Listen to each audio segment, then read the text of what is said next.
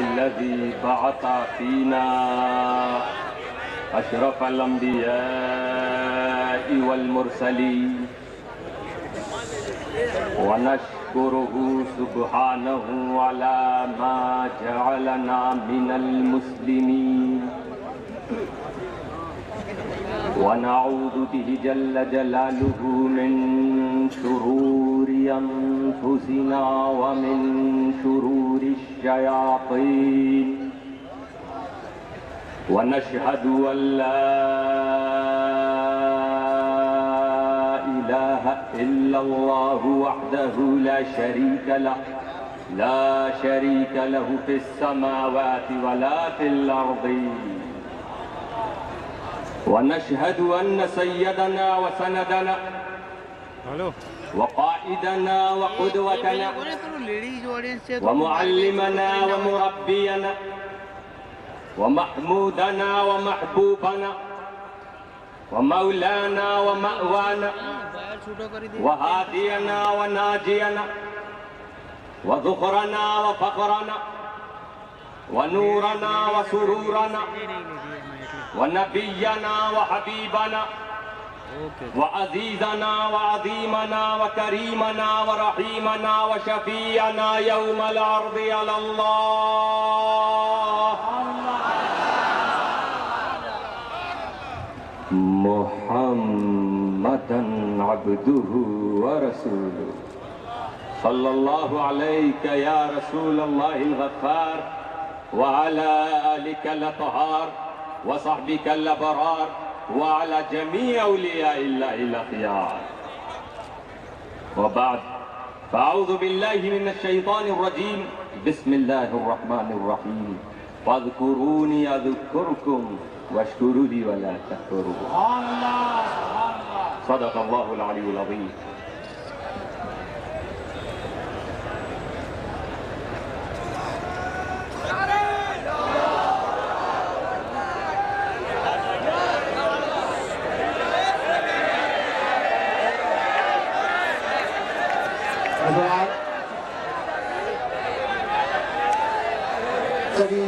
ہمارا میں نے جس شخصیت آنے اور درمیان آئے ہیں مداح رسول حضرت علامہ قادری صاحب تشریف رکھے آپ حضرات سبھی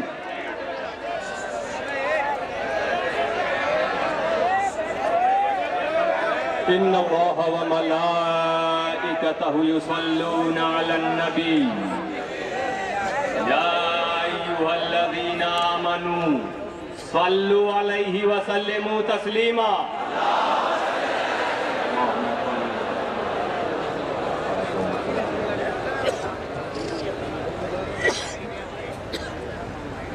رب تعالیٰ فرما رہا ہے فَاذْكُرُونِي اذکرکم اپنے بندوں سے کہہ رہا اے بندو تم میرا ذکر کرو میں تمہارا چرچا کر دوں گا بندہ خدا کا ذکر کرے اور خدا بندے کا چرچا شروع کر دے انعام ذکر الہی کا انعام کتنا بڑا انعام بندوں کا ذکر خدا بندوں کا چرچا خدا کرے رب نے پہلے ذکر کرنے کا حکم دیا جس نے ذکر شروع کیا ذکر کا شروع کرنا ہی انعام ہے اس نے حکم دیا تھا تجھے توفیق نہ دیتا تو ذکر کیسے کرتا ذکر کرنے کی توفیق ملی یہی انعام مگر کرم بالائے کرم میں بڑی تیزی سے اختصار کے ساتھ کہتے ہوئے بندہ خدا کے حکم کو بجا لاتے ہوئے ذکر شروع کر دے یہی انعام ہے کہ اسے ذکر کی توفیق مل گئی کرم بالائے کرم یہ کہ ذکر کی توفیق بھی دی بندہ ذکر کرے اب خدا اس بندے کا چرچا بھی کر رہا ہے، اور خدا کے چرچا کرنے کی اہمیت کا اندازہ لگاؤ۔ رب کہہ رہا ہے میرا ذکر کرو میں تمہارا چرچا کروں گا۔ کسی ایک علاقے کا حاکم اپنے ماننے والوں سے اگر کہے کہ اے میرے علاقے کے واسیوں، میرے علاقے کے باشندوں، تم لوگوں کے پاس جا کے میرے لیے کنونسنگ کیا کرو، میرا پرچار کیا کرو، میرا ذکر کیا کرو۔ میں دنیاوی حکومت کرنے والوں کی بات کر رہا ہوں، جن کی حکومت ایک ضلع تک رہتی ہے، اگر کچھ بڑھ گئی تو ایک صوبے تک ہوگی۔ تو اس صوبے کا حاکم اگر کہے کہ ایک پردیش واسیوں، اے میرے اسٹیٹ کے رہنے والوں، تم میرا ذکر کرو تو میں تمہارا چرچا کروں گا، تمہارا خیال رکھوں گا۔ اب جو لوگ اس حاکم کی بات کو مان کے اس کا پرچار کرتے نظر آ رہے ہیں، اس کا ذکر کرتے نظر آ رہے ہیں، وہ یہ جانتے ہیں کہ یہ ایک صوبے کا صرف مالک ہے، یہ ہمارا خیال رکھے گا تو ایک صوبے تک ہی اس کی حکومت محدود، یہ ہمارا چرچا کرے گا تو ایک صوبے تک ہی چرچا کر سکے گا، اور آگے بڑھے اگر کسی ملک کا وزیر اعظم یہ کہتا نظر آئے کچھ لوگوں سے کہ تم میرا پرچار کرو میں تمہارا چرچا کروں گا، میں تمہارا خیال کروں گا، میں تمہیں یاد رکھوں گا، میں تمہیں یاد رکھوں گا، تو اب جس نے بھی اس وزیر اعظم کا پرچار کیا، اس کے لیے کنونسنگ کی، وہ جانتا ہے کہ 5 سال تک یہ وزیر اعظم مجھے ضرور یاد رکھے گا، کیونکہ دنیاوی حاکموں کا حال یہی کہ 5 سال کے بعد حکومتیں بدل جاتی ہیں، دوسرا حاکم آئے گا، اب دوسرے کا چرچا ہوگا، چرچے کی مدت 5 سال، اور اگر کہیں بادشاہت پائی جا رہی ہے سلطنت، تو کہہ سکتے ہو کہ جب تک بادشاہ زندہ ہے، کسی ملک کا راجہ جب تک جیوت ہے، جب تک وہ لائف پیریڈ میں ہے، تب تک اپنی کنونسنگ کرنے والوں، اپنا ذکر کرنے والے، اپنا چرچا کرنے والے، اپنا پرچار کرنے والوں کو یاد رکھے گا، ان کا پرچار کرتا رہے گا۔ لیکن اس بادشاہ کو موت آنی ہے، تو یہ دنیاوی حکومت کرنے والے جب کسی سے اپنا ذکر کرائیں تو اس کا پرچار 5 سال یا اپنی زندگی تک پرچار ہوا اس شخص کا، مگر اس کی ایک حد، مگر خدا کہتا نظر آ رہا فَاذْكُرُونِي أَذْكُرْكُمْ، خدا جس کا چرچا کر دے اس کی شان کیا ہوگی۔ خدا کی حکومت 5 سال کے لیے نہیں، کسی ایک صوبے تک محدود نہیں، ایک ملک تک محدود نہیں، بلکہ زمین سے لے کے آسمان تک، پہاڑوں کی چوٹیوں سے لے کے سمندر کی گہرائی تک، کائنات کے ذرے ذرے پر خدا کی حکومت، اور ایسی حکومت کہ جس حکومت کا زوال نہیں۔ تو جب اس خدا نے محدث اعظم کا چرچا کر دیا تو ہم سمجھ گئے کہ گولڈن جوبلی 50 سال کی ہی بات نہیں، محدث اعظم کا چرچا جب تک کائنات کا وجود ہے ہوتا رہے گا۔ نعرہ تکبیر، نعرہ رسالت، حضور محدث اعظم ہند۔ فَاذْكُرُونِي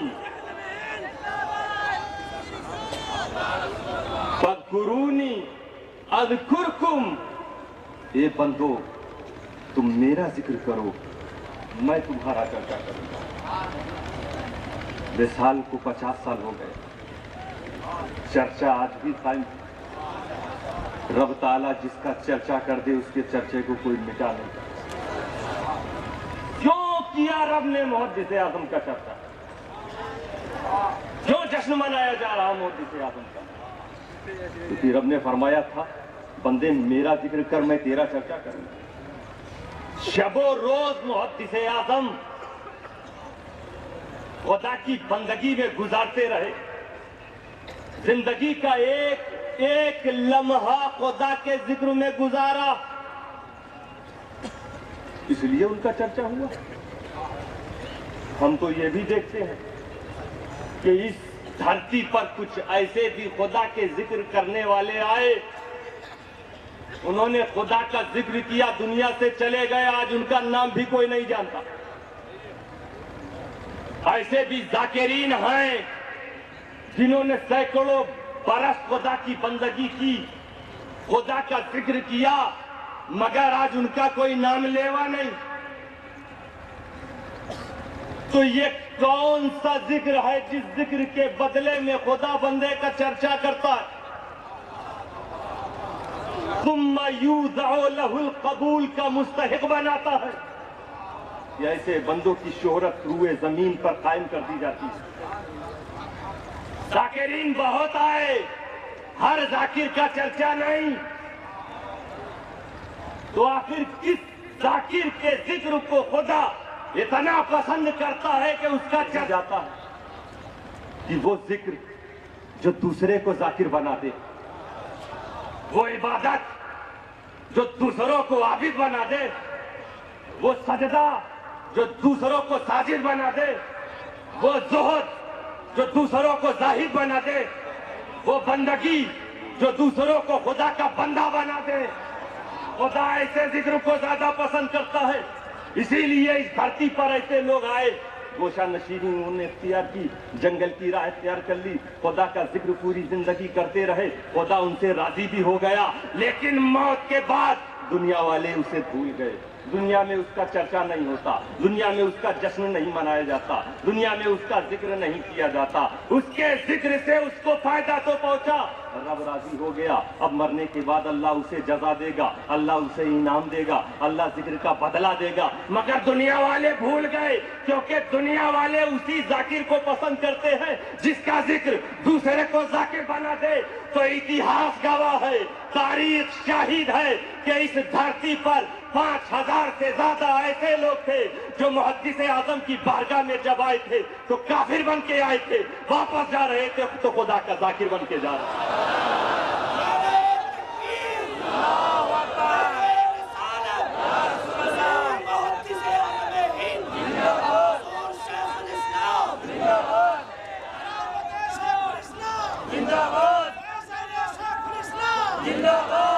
ایسا ذکر، ایسی بندگی کی محدث اعظم نے کہ آج یہ چھاتے مارتا ہوا مدینہ کس کے لیے جمع؟ اسی ذات کے لیے جو 50 سال پہلے ایسا ذکر کر کے گئی، ایسی بندگی کر کے گئی جس نے بت پرستوں کو حق پرست بنا دیا۔ بڑی عظیم تبلیغ فرمائی محدث اعظم نے، دنیا کو عمل و کردار کا بہترین نمونہ پیش کیا، اور اس راہ میں بڑی مشقتیں اٹھائی، بڑی تکالیف برداشت کی، پوری زندگی سفر۔ آج بھی وہ لوگ موجود ہیں جنہوں نے محدث اعظم کے ساتھ سفر کیا، آخری وقت بھی حالت سفر میں پہنچ رہے ہیں، دکھیوں کا دکھڑا سن رہے ہیں، جو گمراہ ہیں انہیں ہدایت دے رہے ہیں۔ آرام نہیں فرماتے تھے محدث اعظم، راتوں رات جلسہ۔ ان کے ساتھ رہنے والوں نے ذکر کیا ہے شاید ہی کوئی ایسی رات سال میں ہوتی تھی جس میں محدث اعظم کا خطاب نہ ہوتا، شاید ہی ایسا کوئی دن ہوتا تھا جب محدث اعظم دکھیوں کے دکھڑوں کو سنتے نظر نہ آ رہے۔ بہت مشقت، پوری زندگی دوسروں کے لیے۔ خود فرما بھی گئے کہ دن کو ہوشیار رہو، رات کو بیدار رہو، دن کو ہوشیار رہو، رات کو بیدار رہو، چین کی نیند کہاں ملتی ہے تربت کے سوا۔ محدث اعظم فرمایا، انہوں نے عمل بھی کیا، فرماتے ہیں چین کی نیند کہاں ملتی ہے تربت کے سوا۔ لیکن اس عاشق مصطفیٰ کو دیکھو، یہ تربت والی چین کی نیند چاہتا تو ہے مگر مدینے کی گلی میں۔ محدث اعظم یہ چاہتے ہیں میرا دم ٹوٹے تو مدینہ منورہ میں، اسی لیے فرما گئے موت آئے تو در پاک نبی پہ سید، عشق موت آئے تو در پاک نبی پہ سید۔ آرزو تھی یہ محدث اعظم، محدث اعظم چاہتے تھے کہ انہیں بھی مصطفیٰ کا دیار ملے. یہی آرزو لے کر مدینہ منورہ پہنچے. دنیا والے دیکھ رہے ہیں کہ یہاں ہندوستان میں کہہ کے گئے تھے کہ موت آئے تو در پاک نبی پہ سید. جب یہ بات ہے تو واپس کیوں آئے؟ آرزو لے کر گئے, وہاں مصطفیٰ کے سامنے کھڑے ہو کے یہ دعا کی ہوگی, یہ عرض کیا ہوگا کہ اے نبی اپنے دیار میں جگہ دے دی. نبی نے ہی فرمایا ہوگا کہ شہزادے ابھی تمہیں میرا کام کرنا ہے. جواب مل گیا. جو مدینے میں دفن ہونے کی آرزو رکھتے تھے وہ مدینے سے اس لیے واپس آئے کہ فرما رہے مدینے کا کچھ کام کرنا ہے سید, مدینے سے بس اس لیے جا رہا ہوں.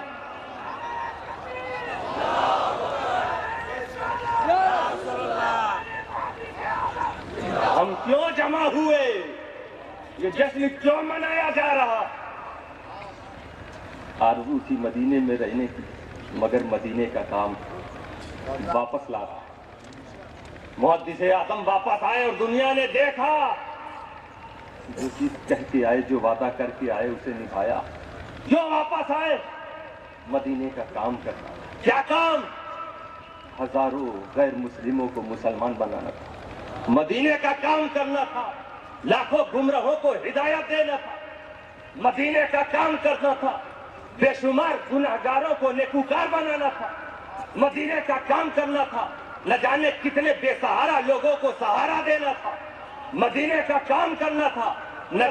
مدینے کا کام کرنا تھا. معرف القرآن کی شکل میں قرآن کے پیغام کو گھر گھر پہنچانا تھا, مدینے کا کام کرنا تھا.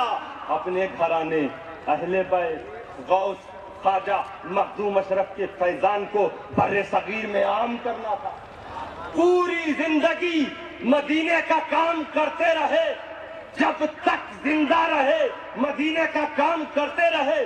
زندگی کا ایک ایک چھڑ, ایک ایک سیکنڈ, ایک ایک لمحہ مدینے کے کام میں گزرا. اور جب موت آئی تو موت بھی محدث اعظم کو مدینے کا کام کرنے سے نہ روک سکی, بلکہ موت کے وقت محدث اعظم نے مدینے کا ایک اور عظیم کام یہ کر دیا کہ اپنی موت کے وقت محمد مدنی کی شکل میں اپنے کو پھر زندہ کر دیا. نعرہ تکبیر, نعرہ تکبیر, نعرہ رسالت, نعرہ رسالت. حضور شیخ الاسلام, حضور شیخ الاسلام علامہ حسن عسکری دیا. سبحان اللہ, سبحان اللہ. شیخ الاسلام شیخ الاسلام. یہ ہے محدث اعظم, جو محدث اعظم کی موت کا انتظار کر رہے تھے مایوس ہو گئے, اور جنہیں مایوسی کا خوف تھا خوش ہو گئے. وہ بدعقیدہ لوگ جو سمجھتے تھے محدث اعظم چلے جائیں گے سلسلہ ہدایت بند ہو جائے گا, کشاشے کا یہ شہزادہ جس تیزی کے ساتھ تبلیغ کر رہا ہے اس تبلیغ پہ اثر پڑ جائے گا, وہ مایوس ہو گئے. اور کچھ لوگ جو محدث اعظم کے عاشق تھے, محدث اعظم کے ساتھ چل رہے تھے, انہیں فکر لگی ہوئی تھی کہ محدث اعظم کے بعد ہمارا کیا ہوگا. دوستو یہ سچ ہے,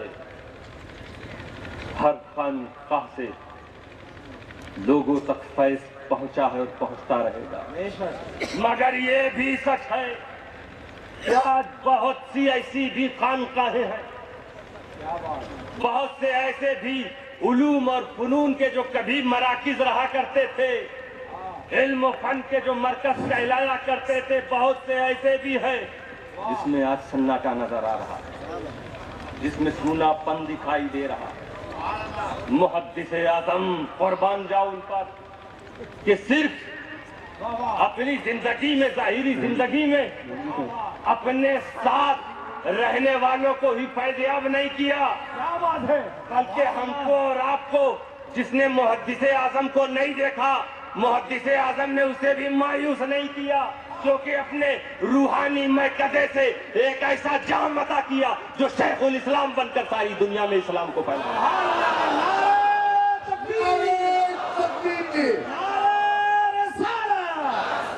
حضور شیخ الاسلام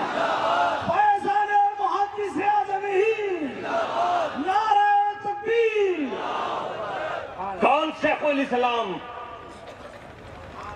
عوام و خواص جنہیں امام حمام کہے، حضور مفتی اعظم جب دیکھے تو شہزادہ کہے، مظہر اعلی حضرات غزالی دورہ جیسا محقق انہیں رئیس المحققین کہے۔ سبحان اللہ، اہل سنت انہیں اپنا آقا کہے، مولا کہے۔ بے شک، ہم سب کو ناز ہے اپنے پیر پر، گجراتیوں کو، بنگالیوں کو، ساؤتھ افریقہ اور برطانیہ، ہندوستان کے مختلف صوبے، دنیا کے مختلف ملک کے لوگوں کو جو جس سلسلے سے وابستہ ہوتا ہے اس کو اپنے پیر پر ناز، مگر ہمارا اور تمہارا پیر وہ ہے۔ ارے مرید کو پیر پر ناز ہو یہ بڑی بات نہیں، شیخ الاسلام کے پیر کو دیکھو، ارے وہ پیر جو روحانیت کا بادشاہ ہو، بے شک، بے شک، وہ پیر واہ واہ، جو علم و عمل کا تاجدار ہو، بے شک، بے شک، متقیوں کا سردار ہو، بے شک، جس کا نام مختار ہو، وہ کہتا نظر آ رہا ہے، وہ شیخ الاسلام پر، محمد مدنی پر ناز کر رہا ہے اور کہہ رہا ہے حشر کے دن خدا مجھ سے پوچھے گا مختار کیا لائے ہو تو محمد مدنی کو پیش کرو۔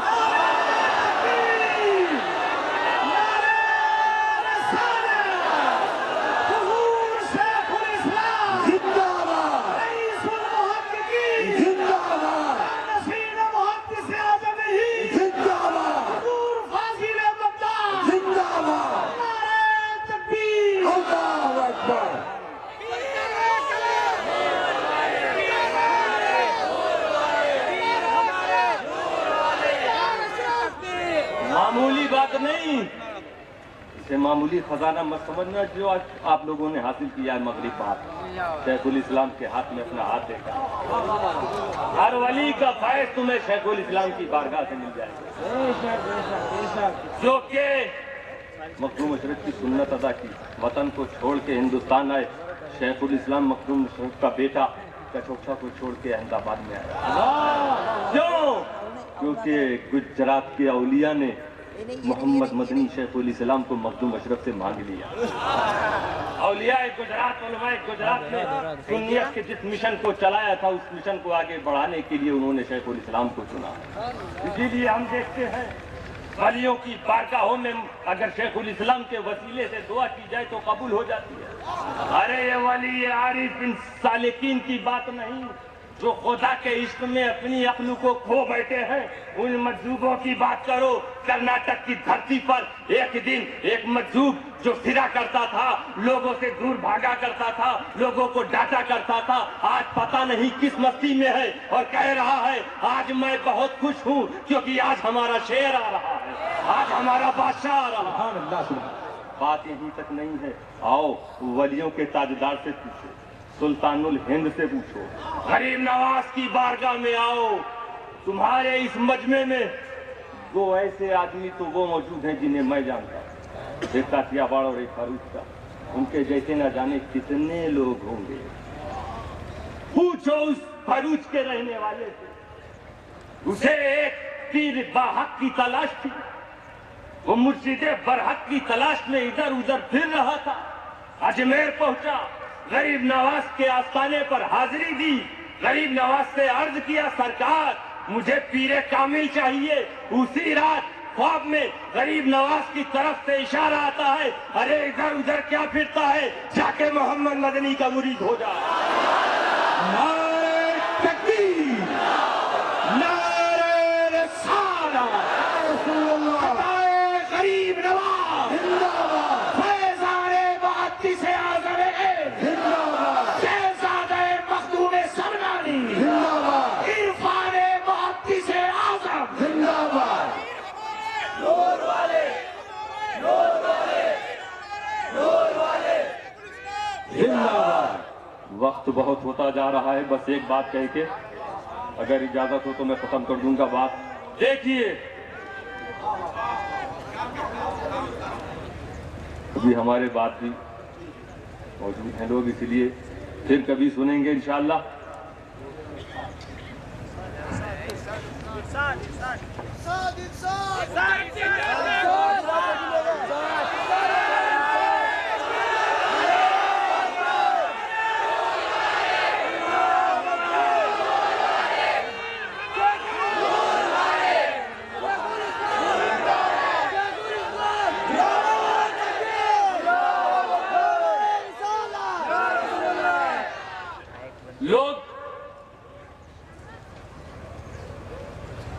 اپنے وطن کی خدمت کرنے والوں کو بھولنا نہیں چاہتے.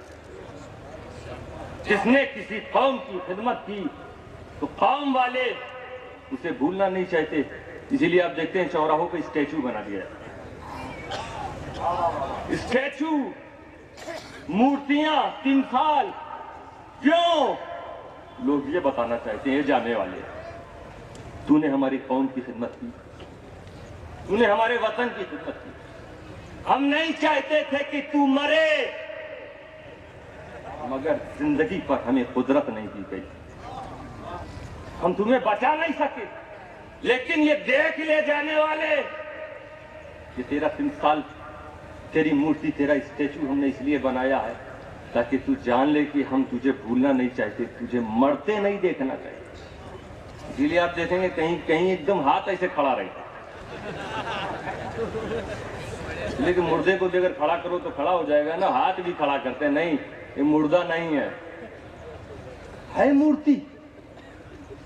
میسج یہ دینا چاہتے ہیں کہ یہ جانے والے ہم تجھے مرتے نہیں دیکھنا چاہتے, مگر زندگی اور موت پر انہیں قدرت ہے. تو جب قوم کی خدمت کرنے والوں کے جذبات یہ, وطن کی خدمت کرنے والوں کے بارے میں, وطن کے رہنے والوں کی اچھا اور خواہش اور جذبات یہ, بلا تمثیل خدا تو بہت بلند و بالا, اس کی شان تو بہت اونچی. وطن کی راہ میں قربانی دینے والوں کی یہ سوچ, خدا کی سوچ, خدا اپنی شان قدرت کے مطابق, رب کریم بہت بلند و بالا, وہ بھی اپنی راہ میں قربانی دینے والوں کو مٹانا نہیں چاہتا. وہ بھی نہیں چاہتا کہ میری راہ میں قربانی دینے والے مرے. خدا اپنی راہ میں قربانی دینے والوں کو مرتے نہیں دیکھنے چاہتا, مگر یہ خدا کی وہ ذات ہے جو زندگی اور موت پر قدرت بھی رکھتی ہے. اسی لیے اس نے اعلان کر دیا کہ میری راہ میں قربانی دینے والوں کو مردہ مت سمجھو, بل احیاء, بلکہ وہ زندہ. اب وہ زندگی کیسے, حدیث پاک میں دیکھو, اس حدیث کے ٹکڑے کے ساتھ خطاب کو ختم کروں گا. مثل الذی, مثل الذی یذکر ربہ والذی لا یذکر ربہ مثل الحی والمیت. وہ جو خدا کا ذکر کرتا ہے اور وہ جو خدا کا ذکر نہیں کرتا, اس کی مثال زندہ اور مردے کی طرح ہے. جو خدا کا ذکر کرتا ہے اور نہیں کرتا ہے, یعنی جو کرتا ہے وہ زندے کی طرح, اور جو نہیں کرتا وہ مردہ کی طرح. علماء کرام بخوبی جانتے ہیں, یہ نہیں سرکار نے فرمایا کہ مثل الذی یذکر ربہ والذی لا یذکر ربہ مثل الذی یحیی ویموت, مثل الحی والمیت. فعل کا استعمال نہیں, ورب نہیں, کریا نہیں, صفات.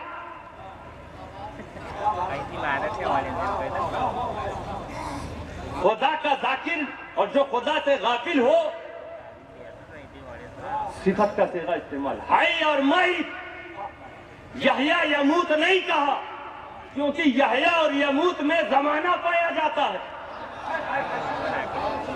یحییٰ کے ساتھ کسی کی زندگی بتاؤ گے تو کسی ایک زمانے میں زندگی ہوگی, اور جب کسی کی زندگی حی کے ساتھ کہی جائے تو مطلب ہمیشہ زندہ. تو جو خدا کا ذکر کرتا ہے وہ ہمیشہ زندہ, جو خدا کے ذکر سے غافل وہ ہمیشہ مردہ. یعنی دھرتی پہ چلنے والے کو, حرکت کرنے والے کو زندہ مت سمجھو. جو بازاروں میں گھوم رہا ہے, جو کھیل رہا ہے, دوڑ رہا ہے, کھا رہا ہے, پی رہا ہے, مگر اس حدیث کی روشنی میں اگر وہ خدا سے غافل ہے, اگرچہ اس کی سانس چل رہی ہو, وہ مردہ, اپنی زندگی میں ہی مردہ. اور وہ جس نے زندگی بھر خدا کا ذکر کیا, اب وہ ہمیشہ کے لیے زندہ. جب ظاہری حیات کے ساتھ دھرتی پر موجود تھا تب زندہ, اور جب تم قبر میں اس کو لٹا کر اس پر مٹی ڈال رہے ہو تب بھی وہ زندہ. نعرہ تکبیر, نعرہ رسالت, محدث اعظم ہند. اپنی بات کو پوری کرنا چاہوں گا. قیدی کے ساتھ کی زندگی اور موت کی پہچان کیا ہے؟ ہم کسے زندہ کہہ سکتے ہیں, کسے مردہ؟ تو عام طور پر ایک مثال سے سمجھ لو کہ جو خود اپنی یا دوسروں کی مدد کر سکے وہ زندہ کہلاتا ہے, اور جو اپنی مدد نہ کر سکے دوسرے کی کیا کرے گا؟ بہرحال اگر اپنی ہی مدد کر لے تب بھی زندہ. اگر کسی بس میں چند مسافر جا رہے ہوں, ایکسیڈنٹ ہو جائے, کچھ اسی وقت اس اسپاٹ پر ڈیتھ ہو جائے ان کی, اور کچھ زخمی ہو, تو جو مر چکے ہیں یہ زخمی لوگ ان سے مدد نہیں مانگیں گے, کیونکہ مردہ سے مدد نہیں مانگی جاتی. باہر اگر کوئی آ رہا جا رہا تو اسی کو پکاریں گے, کیونکہ دیکھ رہے ہیں وہ چلنے والا زندہ. تو زندہ کی پہچان کہ وہ مدد کر سکتا ہے. مردہ کون؟ جو مدد نہ کر سکے. اگر ایک لاش کسی پہاڑ کے سامنے پڑی ہوئی ہو, پہاڑ کے پتھر لڑک کے آ رہے ہو, تو وہ لاش, وہ مردہ آدمی اپنے کو بچا نہ سکے گا, کیونکہ مردہ حص ہے ہی نہیں. چیل کوے آ کے اسے نوچیں گے, اپنے کو بچا نہ سکے گا کیونکہ مردہ. یہی مثال ہے. خدا کا ذکر کرنے والا ہمیشہ زندہ, خدا کے ذکر سے جو غافل ہے وہ ہمیشہ مردہ. دنیا دیکھ رہی ہے کہ دھرتی پر چلنے والے یہ پریشان نظر آ رہے, مصیبتوں کے پہاڑ ان پر ٹوٹ رہے ہیں, یہ اپنی ہیلپ نہیں کر پا رہے, اپنے کو بچا نہیں رہے ہیں, بچا نہیں پا رہے ہیں. بدعقیدگی اور گمراہیت کے چیل کوے انہیں نوچ رہے ہیں, مگر اپنے کو یہ بچا نہیں پا رہے ہیں. اور ایک وہ ہے جو کسوچا کی دھرتی پر قبر کے اندر لیٹا ہوا ہے, گجرات سے اسے پکار کے کوئی آواز دیتا ہے, محدث اعظم مجھے بچاؤ, وہیں سے اس کی پریشانیوں کو ٹال دیتے ہیں. نعرہ تکبیر, نعرہ رسالت, فاضل بغداد, فاذکرونی رسول محدث اعظم ہند. فاذکرونی اذکرکم, اے بندو تم میرا ذکر کرو اپنی زندگی میں, میں تمہیں ہمیشہ کے لیے زندہ کر دوں گا. وآخر دعوانا حضرات, ابھی آپ ولی عہد حضور شیخ الاسلام آستانِ مخدوم الملت محدث اعظم ہند کے نائب سجادہ نشین کا خطاب سماعت فرما رہے تھے. حضرت علامہ فاضل بغداد نے اپنی مختصر اور ایک جامع تقریر میں ثابت کر دیا کہ واقعی کل بھی خطابت والے تھے, اب بھی خطابت والے ہیں. انشاءاللہ حضور شیخ الاسلام کا انتخاب ہمیشہ قیامت کی صبح تک جاری رہے گا.